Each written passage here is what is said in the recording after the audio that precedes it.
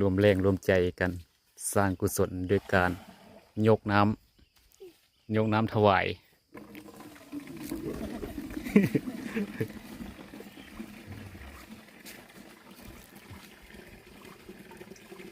น้ำบาดาลโน่นใส่วิเวกกับใส่อยู่เนาะ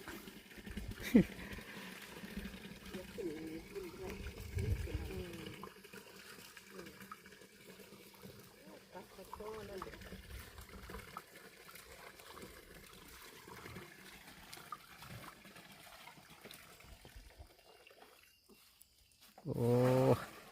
เมียเตียวแข็งแรงเนาะ ให้แข็งแรงไปตลอดเด้อให้ได้บุญกุศลหลาย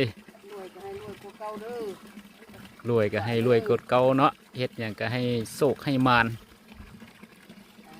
โดยอายุวันโนสุข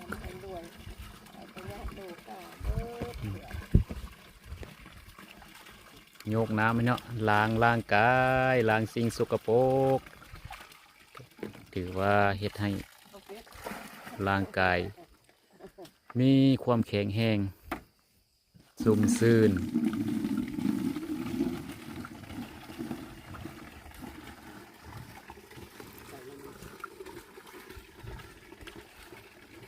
ลงเฟซให้ญาติโยมทางไก่ได้เบิ้งเนาะยังใช้ชีวิตแบบ บ้านนา ชีวิตแบบเดิมๆเดี๋ยวพอแต่แม่เฮาก็เคยใส่ได้เนาะ เหมือนโมทนาได้นำพวกเฮาก็มาเลยเด้อ แม่เตียวเพิ่นว่า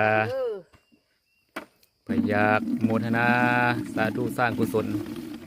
ร่วมสมทบทุนซื้อไดโวมาเข้าไฟอยู่ที่นี่แหละโนนไซวิเวกนี่แหละเพิ่นว่า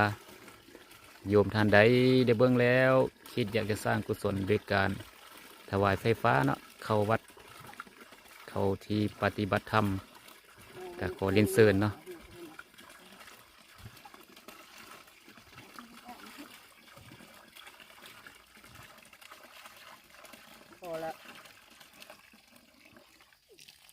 ใส่คืออันน้ำสร้างแต่เก่าเนาะอันเฮาจออันเฮาขุดตอนโยกตะกี้รถใส่จี้ห้าผูกไปเลยรถคุ้นมา